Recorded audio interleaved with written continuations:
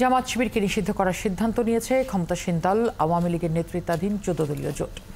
দু একদিনের মধ্যে এই বিষয়ে সরকার চূড়ান্ত সিদ্ধান্ত নেবে বলে জোটের বৈঠকে জানানো হয়েছে। দর্শক, এই বিষয়ে আরও বিস্তারিত জানতে চাই, যুক্ত হচ্ছেন ঘাতক দালাল নির্মূল কমিটির উপদেষ্টা, কমিটির সভাপতি শাহরিয়ার কবির, সঙ্গে রয়েছেন সিনিয়র সাংবাদিক জায়েদুল আহসান পিন্টু। আপনাদের দুজনকে স্বাগত জানাচ্ছি। শুরুতে শাহরিয়ার কবির, আপনার কাছে জানতে চাই, ৭১-এর ঘাতক দালাল জামাত শিবির নিষিদ্ধ করার আলোচনা তো অনেক আগে থেকেই চলছে। এতদিন নিষিদ্ধ হয়নি কেন, সে বিষয়টি যেমন জানতে চাই, আর এই সময়ে নিষিদ্ধ করার বিষয়টা কিভাবে দেখছেন? ১৯৭১ সালে জামাত ইসলামী কিভাবে গণহত্যা, মানবতার বিরুদ্ধে অপরাধ এবং যুদ্ধাপরাধের সঙ্গে যুক্ত ছিল এর তো হাজার হাজার প্রমাণ রয়েছে। এবং এরই কারণে ১৯৭২-এর সংবিধানে জাতির পিতা বঙ্গবন্ধু শেখ মুজিবুর রহমান এবং তার সহযোগীরা যারা এই সংবিধান রচনা করেছিলেন, তারা জামাত, নেজামে ইসলাম, মুসলিম লীগ সহ সমস্ত ধর্মের নামে রাজনীতি নিষিদ্ধ করেছিলেন। এই কারণে যে এরা ধর্মের নামে পাকিস্তানে ২৪ বছরে যেমন নির্যাতন, সন্ত্রাস এগুলো করেছে, হত্যা, নির্যাতন, সন্ত্রাস, এবং ৭১-এর গণহত্যাও করেছে সেই ধর্মের নাম ব্যবহার করে। সেজন্য ধর্মের নামে রাজনীতিটা ৭২-এর সংবিধানে নিষিদ্ধ ছিল। দুর্ভাগ্যের বিষয়, বঙ্গবন্ধু নৃশংস হত্যাকাণ্ডের পর জিয়াউর রহমান ক্ষমতায় এসে সংবিধান থেকে মুক্তিযুদ্ধের ইতিহাস, চেতনা, রাষ্ট্রের মূলনীতি সব মুছে ফেলে ওই যে নিষেধাজ্ঞা যেটা ছিল জামাতের ওপর, সেটাও তিনি তুলে দিলেন। গোলাম আজমের নাগরিকত্ব বাতিল করা হয়েছিল, সেই গোলাম আজমকে দেশে ফিরে আসার অনুমতি দিলেন এবং তিনি জামাতের বকলমে তার আমির হয়ে আন্ডারগ্রাউন্ডে কাজ করেছেন ৯১ সাল পর্যন্ত। এরপর গোলাম আজমকে যখন বিএনপি সঙ্গে জামাতের আন্ডারস্ট্যান্ডিং হলো ৯১ সালে নির্বাচনের আগে, গোলাম আজমকে তারা আমির ঘোষণা করলো। তারই প্রতিবাদে তো ৭১-এর ঘাতক দালাল নির্মূল কমিটি গঠন করলো। আমাদের আসলে সময় খুব কম থাকে, অনেকগুলো প্রশ্ন, তো সেই জন্য যেটা হচ্ছে, আন্দোলনে আমরা ৩২ বছর ধরে বলছি জামাতে ইসলামীকে নিষিদ্ধ করতে হবে। প্রথমত হচ্ছে ৭১-এর গণহত্যা, মানবতার বিরুদ্ধে অপরাধ, যুদ্ধাপরাধের জন্য, এবং ২০১২, ১৩, ১৪ সালে যে জামাতের যে সহিংসতা দেখেছে আন্তর্জাতিক অপরাধ ট্রাইব্যুনালে জামাতের শীর্ষ নেতাদের বিচার শুরু হওয়ার পর, তখন কিন্তু দেশে একটা আইন ছিল, সন্ত্রাস বিরোধী আইন, ২০০৯ সালে এই সরকার করেছিল। আমরা বলেছি এই সন্ত্রাসের জন্য জামাতকে নিষিদ্ধ করা যায়, কিন্তু সেটা করা হয়নি। আন্তর্জাতিক অপরাধ ট্রাইব্যুনালে ২০১৪ সাল থেকে, বর্তমান আইনমন্ত্রীকে আমরা ১৪ সাল থেকে বলছি জামাতের বিচার করুন।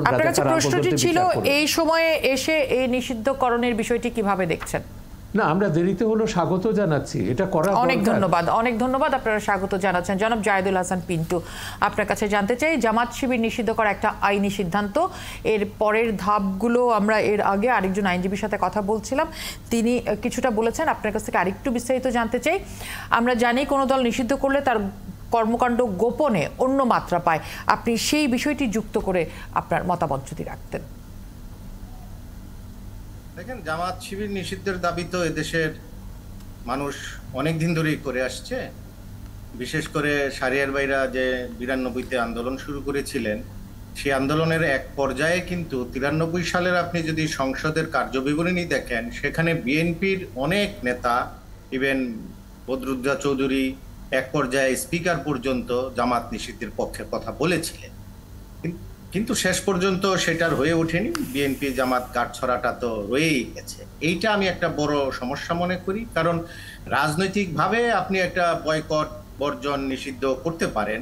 আপনি যদি নির্বাহী আদেশে করেন, আইনের প্রক্রিয়ার কথা বলছেন তো, যেটা শাহরিয়ার ভাই বলছেন যে ২০০৯ সালের যে সন্ত্রাস বিরোধী আইন, সে আইনে দেশে বেশ কয়েকটি জঙ্গি সংগঠন নিষিদ্ধ করা আছে, কিন্তু তাদের কার্যক্রম গোপনে চলতে থাকে। এই আইন দিয়েও আপনি পারেন, আপনি সংসদে আইন করে পারেন, প্রচলিত আইন দিয়ে পারেন, নির্বাহী আদেশও পারেন। আবার চাইলে, যেটা সরকার করে নাই, এতদিন করে নাই বলতে সরকার করবে বলে ১০ বছর ধরে একই কথা বলেছে, সেটা হলো আপনার যুদ্ধাপরাধীদের সংগঠন হিসাবে যখন জামাতকে চিহ্নিত করা হয়, আইনটা সংশোধন করার কথা, কারণ আইনে বলা আছে ব্যক্তির বিচার করবে, সংগঠনের না। সেই আইনটা সংশোধন করে নাই, সেই আইন সংশোধন করেও করতে পারে, কিন্তু এতে রাজনৈতিক বিষয়ে আপনি কতটা দেশে মানে চেঞ্জ হবে, গুণগত চেঞ্জ আসবে, এটা নিয়ে আমার একটু সন্দেহ। এই কারণে যে জাতীয় ঐক্যমতের কথা আমরা বলি, যে জামাতের বিরুদ্ধে যখন অবস্থান নেবেন, স্বাধীনতার পক্ষের সকল শক্তি যদি এক হয়ে এই সিদ্ধান্তটা নিতে পারত, তাহলে বেটার হতো।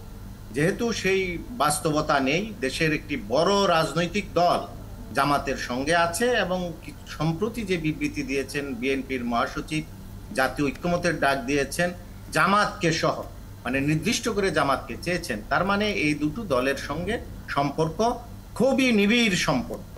তো বিএনপি তো ছোট দল না, একটি বড় রাজনৈতিক দল যখন তাকে পাশে নিবে, সেই ক্ষেত্রে নিষিদ্ধ করার পরে যে রাজনৈতিক ফায়দা বলেন বা দেশের মানুষের মধ্যে যে আশা আকাঙ্ক্ষা হতো জামাত নিষিদ্ধ হলে একটা চেঞ্জ আসবে, আমার মনে হয় সেটা খুব বেশি কাজে দিবে না। এই জায়গায় আমি সকল দল মানে গণতান্ত্রিক সকল দল একসাথে নিতে পারলে ভালো হতো, কিন্তু তার মানে এই না যে জামাত নিতে পারছি না বলে জামাতকে আমরা রাজনীতি করার সুযোগ দেব। জামাতের রাজনীতি করার অধিকার তো এই দেশে ছিল না। সেই একেবারে জাহিদুল হাসান পিন্টু, আমি ফিরবো আপনার কাছে, আবারও যেতে চাই শাহরিয়ার কবির আপনার কাছে, একটু জানতে চাই যে বিষয়টি যে এই মুহূর্তে জনাব পিন্টু বলছেন এই মুহূর্তে তেমন কোনো প্রভাব পড়বে না, কিন্তু জামাত শিবিরকে নিষিদ্ধ করা হলে তার আত্মগোপনে গিয়ে অন্য কোনো শক্তির উপর ভর করতে পারে, সেই সম্ভাবনা জনাব পিন্টুর কথাতে আমরা কিছুটা পেয়েছি। সেই সাথে আশঙ্কার বিষয়টিও 14 দলের বৈঠকে আলোচনা হয়েছে। সেক্ষেত্রে সরকারের স্ট্র্যাটেজি এখন কি হওয়া উচিত বা কোনভাবে আসলে আগানো উচিত এই বিষয়গুলো মাথায় রেখে? সরকারের স্ট্র্যাটেজি হবে বঙ্গবন্ধুর যে সংবিধান সেখানে ফিরে যাওয়া। জামাতের রাজনীতি নিষিদ্ধ করলে, জামাতে তো ইতিমধ্যে কতগুলো তো প্ল্যাটফর্ম তারা তৈরি করেছে, তারা আমার বাংলাদেশ পার্টি আছে, বাংলাদেশ ডেভেলপমেন্ট পার্টি, এগুলো তো তারা দাঁড় করিয়ে রেখেছে। তারা বিএনপিতে অনুপ্রবেশ করেছে, বিভিন্ন রাজনৈতিক দল, এমনকি আওয়ামী লীগেও তাদের লোকজন আছে, তাদের রাজনীতির ক্ষেত্রে কোনো অসুবিধা হবে না। কিন্তু আপনি যদি ধর্মের নামে রাজনীতি নিষিদ্ধ করেন, 72-এর সংবিধানে যেটা বলা হয়েছিল, তাহলে কিন্তু এর একটা প্রভাব পড়বে। কিন্তু সেটা অনেক দেরি হয়ে গেছে। সেটা করতে গেলে একটা সামগ্রিক, পিন্টু যেটা বলেছেন, প্রস্তুতি দরকার। রাজনীতি নিষিদ্ধ করলে তো হবে না। জামাতের বিশাল একটা অর্থনৈতিক সাম্রাজ্য রয়ে গেছে। আবুল বারকাতের গবেষণা আপনি দেখেছেন, এই বিপুল পরিমাণে অর্থ যেটা বিএনপি আওয়ামী লীগের সম্মিলিত বাজেটের চেয়ে বেশি আয় হচ্ছে জামাত ইসলামী, তারা যেটা আয় করছে। তাদের সামাজিক প্রতিষ্ঠান রয়েছে, শত শত এনজিও রয়েছে, তাদের কাজ করতে কোনোই অসুবিধা হবে না। সেই জন্য সরকারের উচিত হবে একটা সামগ্রিক পলিসি। এটা যে তাৎক্ষণিকভাবে জামাত নিষিদ্ধ করে দিল এবং দেশের পরিস্থিতি পাল্টে যাবে, পিন্টু যেটা আশঙ্কা করছেন, না সেরকম আমিও পিন্টুর সঙ্গে সহমত পোষণ করি। জামাতকে রাজনৈতিকভাবে নিষিদ্ধ করার পাশাপাশি অর্থনৈতিকভাবে, সামাজিকভাবে তাদেরকে কার্যক্রম বন্ধ করার জন্য যা কিছু করা দরকার পদক্ষেপ, সমন্বিত একটা পদক্ষেপ নিতে হবে। জি, অনেক ধন্যবাদ জনাব পিন্টু। জনাব পিন্টু, আমার হাতে সময় খুব কম আছে শাহরিয়ার কবির। জনাব পিন্টু, আপনার কাছে জানতে চাই, যেটি বলছিলেন জনাব শাহরিয়ার কবির, যে তাদেরকে অর্থনৈতিকভাবেও নিষিদ্ধ করতে হবে। আপনার কাছে দুটি প্রশ্ন একসাথে। যেভাবে বলা হচ্ছে সামাজিক প্রতিরোধ গড়ে তুলতে হবে, সেটি যেমন প্রয়োজন, সেই সাথে সেই সামাজিক সেই প্রতিরোধ গড়ে তোলার ক্ষেত্রে আমরা কতটা প্রস্তুত, কতটা মাঠ প্রস্তুত রয়েছে, এক। দুই হচ্ছে অর্থনৈতিকভাবে নিষিদ্ধ করার কতটা সুযোগ রয়েছে এই মুহূর্তে জামাতকে, আর ধর্মভিত্তিক দলকে নিষিদ্ধ করতে হলে অন্যান্য ধর্মভিত্তিক দলগুলোর আসলে কি অবস্থান হবে এবং তাদের বিষয়ে আসলে কি ব্যবস্থা হবে? বাংলাদেশে আজকে যে জামাত যেই তাণ্ডব চালাচ্ছে, আজকে না গত বেশ কবছর ধরেই এই ধর্মভিত্তিক রাজনীতি করার সুবিধাটা আমরা তাদেরকে দিয়েছি। তো সেটা আমি তো ব্যক্তিগতভাবে যেটা বিশ্বাস করি, রাজনীতির মঞ্চে ধর্ম নয়, ধর্মের মঞ্চে রাজনীতি নয়। কিন্তু সেই বাস্তবতা এখন অনেকটা দূরে সরে গেছে, কারণ আমরা অনেক সময় নষ্ট করে ফেলেছি। তারপরেও আমি মনে করি কোথাও না কোথাও থেকে তো শুরু করতে হবে, ধর্মভিত্তিক রাজনীতিটা বন্ধ করতেই হবে। সেই জায়গায় আওয়ামী লীগকে তার পাড়া মহল্লা থেকে শুরু করে রাজনৈতিকভাবে মাঠে ময়দানে সর্বত্র আওয়ামী লীগের সেই প্রস্তুতিটা থাকতে হবে। যেহেতু এই দায়িত্বটা আওয়ামী লীগ একা ঘাড়ে নিয়েছে বা 14 দল নিয়েছে, অন্য রাজনৈতিক দলগুলো নেয়নি। আওয়ামী লীগ তো দেশের 90% বা 100% সাপোর্টার নেই। এখানে বিএনপি, জাতীয় পার্টি, আরো দলগুলো আছে, সেই দলগুলো তো এদের সঙ্গে একসাথে মিশবে। সো এই জায়গায় এখন 14 দল যদি সামাজিকভাবে, রাজনৈতিকভাবে, সাংস্কৃতিকভাবে সারা দেশে জামাত বিরোধী একটা অবস্থান, মৌলবাদ বিরোধী অবস্থান, জামাত না শুধু মৌলবাদ বিরোধী, আপনার ধর্মান্ধ রাজনীতির বিরুদ্ধে একটা অবস্থান যদি এটা জাগরণ তৈরি করতে পারে, তবেই কেবল আপনার এই ধরনের নিষিদ্ধ সিদ্ধান্ত কার্যকর হবে। আদারওয়াইজ খুব একটা লাভ হবে বলে আমি মনে করি।